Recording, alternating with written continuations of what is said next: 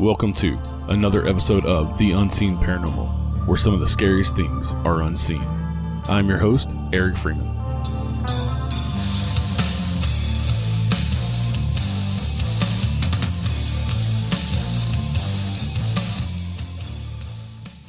Hey everybody, welcome to today's show. We're talking to Kim from East Valley Paranormal. Kim has been a paranormal investigator for many years and moved to East Tennessee from Arizona. So we're going to talk about her investigations out in Arizona with her team and with her new investigations in Harriman, Tennessee. How you doing today, Kim? Good. How are you? I'm doing well. Thanks for coming on the show with me. Oh, thanks for having me. So the big question I usually ask, especially paranormal investigators, is what got you interested in the paranormal and how'd you get your start? What got me interested? Well, it was kind of a combination of I've had experiences since I was 8, and I was always told to keep quiet because you're going to be put in a rubber room. So as I got older, I just kind of went out and read books and did things like that. And as I got married, we continued to have experiences. And then when internet got to be a thing, we started doing a lot more research. And then I noticed there were TV programs and it was like, oh, really? More people are into this. So it was in 2005, we got involved with another group, and then we formed our own group in 2006 and have been running ever since. So, and you, like I said, you lived out in Arizona. Are you originally from Arizona? I was born in Michigan. Moved to Arizona when I was 13, and then we moved to Tennessee in 2015. And you investigated quite a few places out in Arizona. Vulture City was one of those. You want to tell us a little bit about that? Amazing place. Yeah, it was a huge place. When we started investigating it, it was pretty dilapidated. And most of the buildings had been falling down and run down. But there was never a day that we would, a night that we would go out and didn't come away with something. It was always, whether it be a personal experience, we've seen something, tons of EVPs. It's just an amazing place. I can't speak any more highly about it. And Vulture City is a ghost town that is out in Maricopa County, correct. Arizona. Yeah, it's south of Wickenburg, which is just to the west of Phoenix. And it was abandoned after kind of the mines dried up. Yeah, it was about 1942 was pretty much the real end of it. And then, being that it was an actual gold mine, someone continuously owned it. They just didn't do anything with it. And over the years, I guess, probably back in the early 70s, the Osbournes got a hold of it, and they ran it. It ran it as a tourist attraction, an old ghost town, and really didn't put any money back into the, restoring anything. And that's when they sold it just before we left, I think in 2014. And the new owners that have it now are doing amazing things with it, restoring the buildings, rebuilding, doing amazing things with it.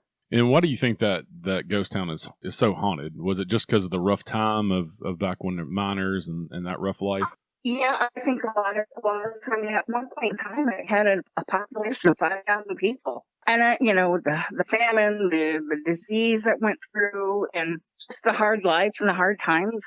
Yeah. So, and then also you investigated the Gila County Jail in Globe, Arizona? Yes, we did. That was another great spot that we did. Some nights it's absolutely crazy. Other nights it's crickets. I always like to attribute ghost hunting, investigating as a fishing trip. Sometimes you catch them. Yes, it is. Yeah, Haven County Jail was one of those. It was either good or it was, okay, we've just spent the last hour sitting in our butt for nothing. Right. And what kind of evidence did y'all capture there? I've gotten the picture of a full body apparition from with a lady outside the jail, and I actually shot it through the bottom cell all the way out through the front door. And we've got numerous EVPs. Probably one of my favorite was a spirit box session, and we had quite a few people in there. And as my little group walked into this area and had been talking, we walked in and they got real quiet. And I said something to the effect of, quit being shy just because we're here. And then all of a sudden through the spirit box, you heard, I'm not being shy. but it's in an Irish accent, which was so cool. And that's a place that I believe Ghost Adventures has been. Yes, they've been there, yeah. Thankfully, after we were there, otherwise it would probably be crazy to get into. Right, yeah, getting all that press. Oh, yeah. And that jail was built back in the early 1900s. Yes, well, 1910 was when it first opened. And there's lots of reports from male and female apparitions, adult child spirits. Well, they used to house women and children in there, too, with men. Wow, that's kind of unheard of. I mean, even back in the old times, they kind of kept it separate. Yeah, odd little jail, but it was really cool. Yeah. And then the Hill Street School in Globe, Arizona as well, the same place as the Heath County Jail. It's just a couple of blocks up. Kind of one of those unknown places that we just happened to get into one time. And through the stories that we were told and with our investigating, it was kind of a Freddy Krueger type of a deal. The janitor had been doing away with, quote, what he called bad kids, and the parent went vigilante and took care of him. But the really odd part is, he used to be in the basement, is where his janitorial setup was, and he took care of the school when it was, not in use. Every entrance to the basement had been concreted. Wow. Yeah, and every time we'd go to talk to anybody associated with the school, who went to school back during when the school was open, everybody shut up. Nobody wanted to talk about it. And that school was built back in the early 1900s as well. Yeah. And it looks like it's been several different things, a skating rink and some other things. Yeah. And when we were in there, the lady had been using it as a skating rink. And she said it was just weird things were happening. The doors were opening. Gates would be missing. They'd be found in the middle of the gym. They'd be found upstairs, which it had an indoor running track above the gymnasium. And skates were found anywhere, all over. She says, and it's just not something that normally would have happened. They had a cubby hole for all the skates, and we had a lot of strange things happening. Again, as she would say, that the bathroom door. We were sitting at our base camp. We watched the bathroom door open and shut several times. Wow, that's pretty awesome to see with your own eyes, and especially when you got more than one person there to kind of validate. Yeah, well, we always had people sitting at the TV monitor, as we had cameras set up all over, and we had. At the one time, the one girl came back and just sat down with us, and she had her headphones from her recorder laying on the table there, and the headphones were being pulled off the table. Wow. Not once, but twice. So we knew there was something there, if we all sat and watched it, and we got a lot of EVPs, and then just the weird things.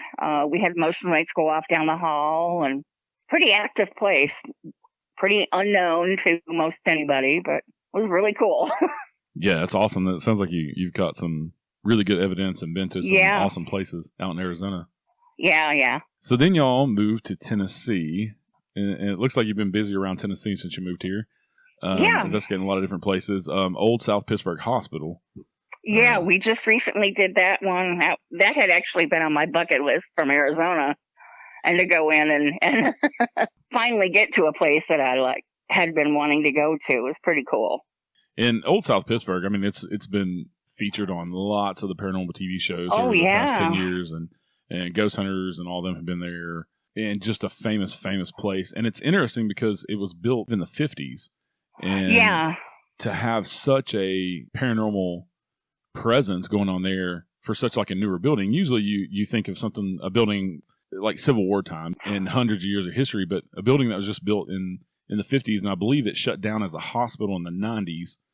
Yeah. And just that, 30, 40-year existence, it just has all so of this much stuff. Yeah, just these notorious hauntings.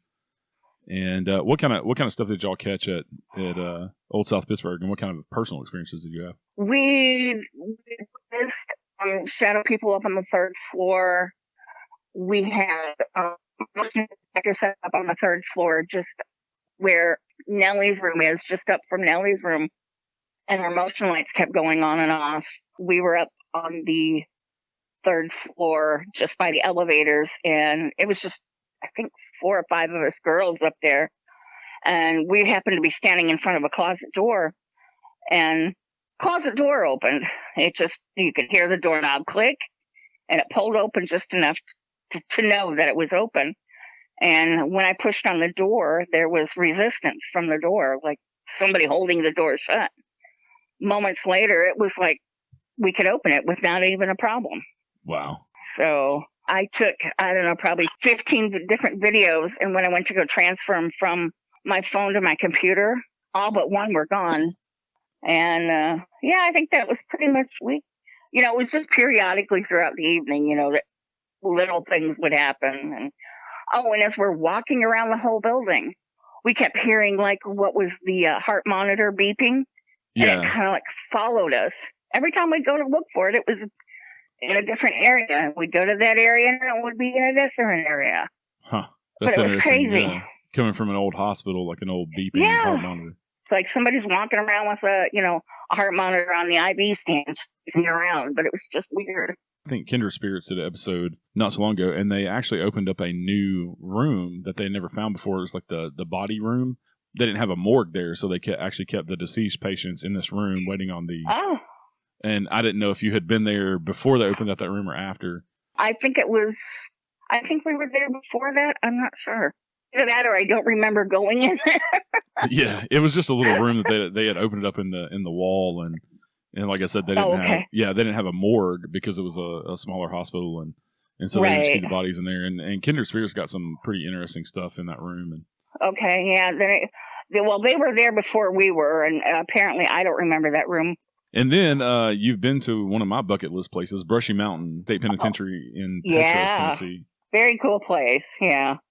We didn't seem like we got it much when we were there. It was to me, it was kind of boring because, it didn't happen while we were there.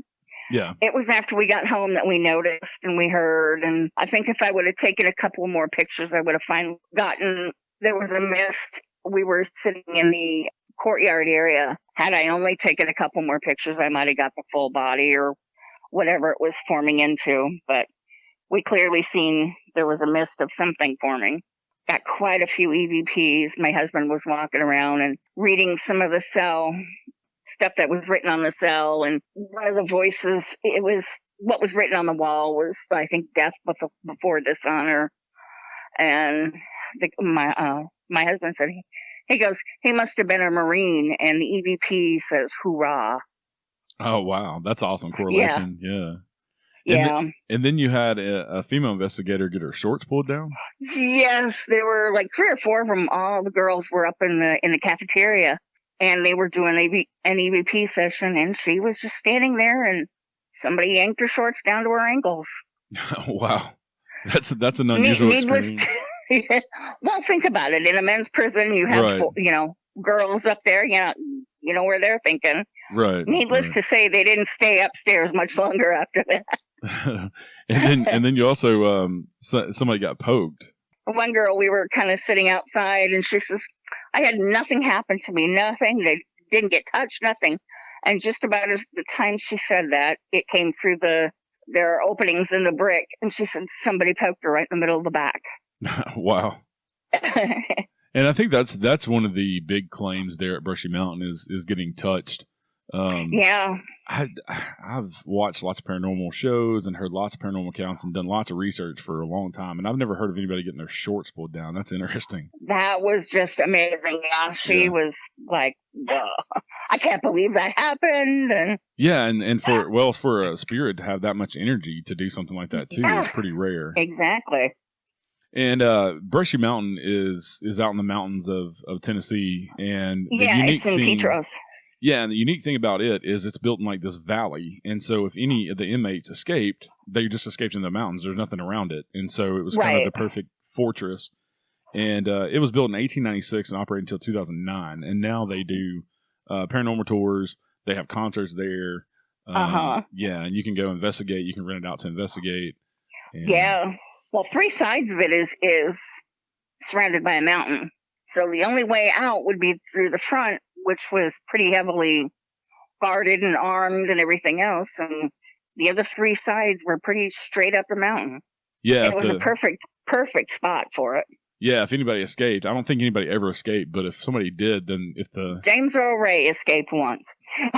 I don't guess he made it very far because they recaught him. Nope, they found him. Yeah, because the whole point was that if the guards and the dogs didn't catch you, then you would die of exposure in the mountains. Exactly. Or some wild animal would get you. Right. And so when y'all moved to Tennessee from Arizona, you settled in Harriman, Tennessee, which is outside. It's in the Metro Knoxville area, right? We're 45 minutes west of Knoxville. And so y'all have a lot going on in Harriman. You've investigated a lot there. What all investigations have you done there, and how did you get involved with doing haunted tours and that type of stuff?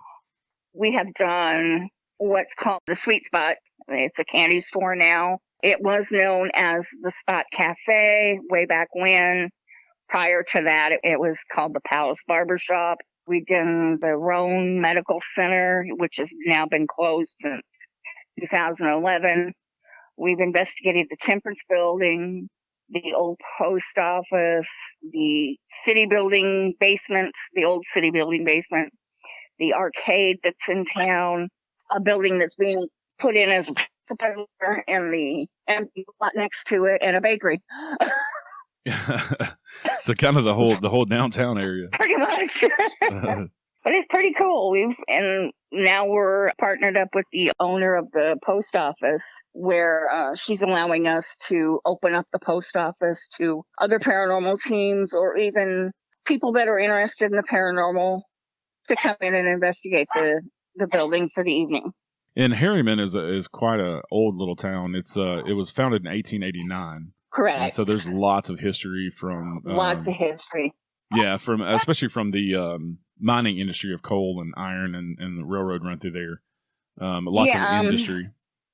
Right. And Harriman was founded on the utopia of temperance, where no rum, no alcohol, no tobacco, or anything of that nature would ever be consumed in town. And on the deeds, it even states that you cannot partake. And if they found out that you did, the city could come in and take your house. Wow, that's crazy to think of that time was so different. Yeah, there are some deeds currently that it's still on there. Of course, they don't follow it anymore, but it's still on some of the deeds in the homes. And then they had the flood of 29 that came through and pretty much demolished all of upriver was Oakdale, and then took out all of the businesses along the river in Harriman. A train was washed off the tracks in Oakdale, which was found later in Chattanooga. Wow. 20 people perished in Harriman. All the bodies were recovered, all but 2, which was a 6-month-old baby and an 8-year-old little girl. In the next town over in Rockwood, there were, I believe it was 7 Boy Scouts were drowned as their cabin was swept away. That they were at Boy Scout camp and their cabin was swept away, and Harriman just never really recovered from it. Yeah, because I'm sure it was expensive to rebuild all the infrastructure and that type of stuff for those companies. Yeah, well, they 30 some businesses or manufacturing businesses along the river is what they had. Wow, from hosieries to flour mill to a paper mill, so it suffered a great deal of loss. And I'm sure over the years too, they had cholera outbreaks and tuberculosis, like a lot of the other cities back then. And, oh yeah. And so, what kind of evidence have y'all caught at some of the buildings in Harriman that you've investigated? We've caught what we believe is the little girl has died. We've caught her in several buildings. She's either calling for her mom, her mommy, or her daddy.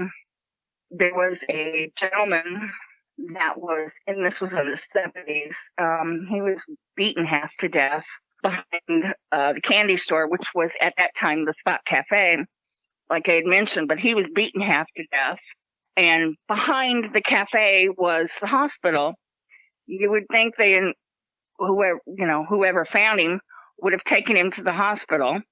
Instead, they took him next door to the cafe, to what was the hardware store at the time, took him up to the 3rd floor where he died.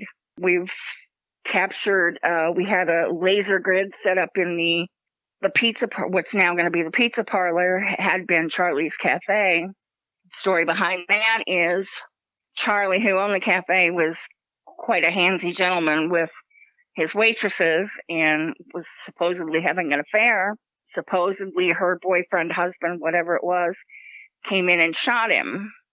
It had been ruled a suicide, but when everything came out, if he was murdered by the boyfriend, he was shot between the eyes. Wow. If it was a suicide, how are you going to shoot yourself between the eyes? Right. The other story, he was shot 3 times in the back. How are you going to, if it's a suicide, how are you going to shoot yourself in the back? Yeah. When the police came in, they didn't come through the front door. They came through the back door. The only way to get to the back door is through the alley and down a steep set of stairs that led directly to the back door. Supposedly, he was shot with a service revolver, but it was never found.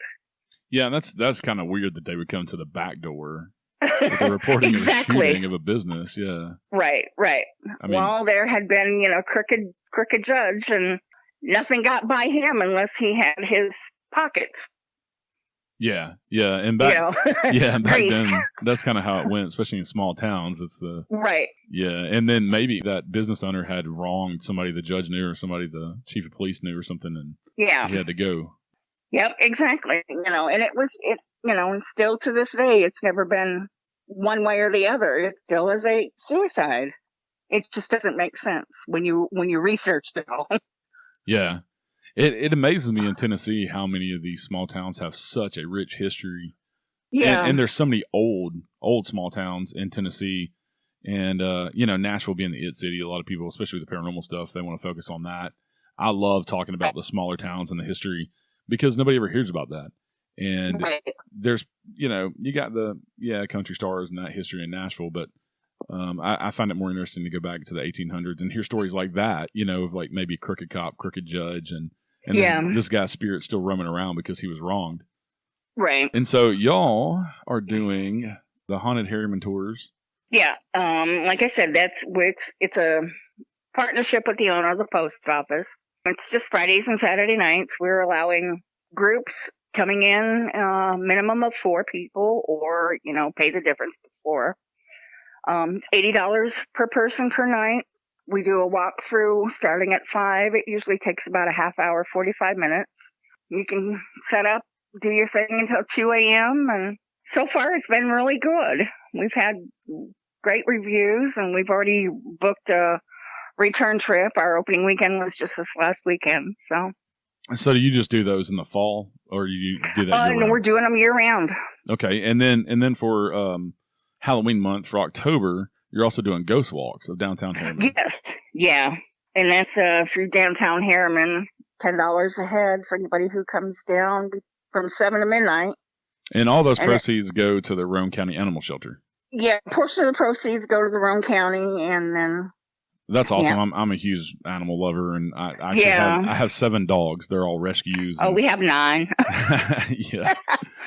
That's what you heard. You heard 2 of them barking, so... Yeah, we have a run outside, so they're outside right now while I'm recording. But they're all big babies. I guess I'm starting a zoo. I've got 7 dogs, a bird, and a fish tank full of fish. We've just got the dogs. Yeah, somehow inherited a bird from a friend of ours, but yeah, I'm surprised he's not being noisy. You can usually hear him in the background when I'm recording. Yeah. They're notorious for making noise during that time too. Yeah. Well, I've had a good time talking to you today, and hopefully people come out and see y'all on your ghost walks, and have some paranormal team come out and have successful Halloween season for all of us.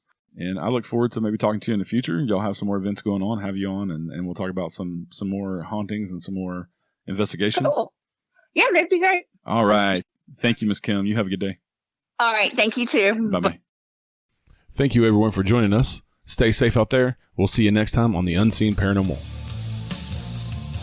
Join us next time for a new episode of The Unseen Paranormal. Until then, check us out on Facebook, Twitter, Instagram, or at our website, unseenparanormalpodcast.com. And don't forget to like, review, rate, and share with all your friends. Thank you to my friend Chris Lips for the awesome theme music. Listen to our theme song and more of his music at chrislipsmusic.com. And remember, some of the scariest things are unseen.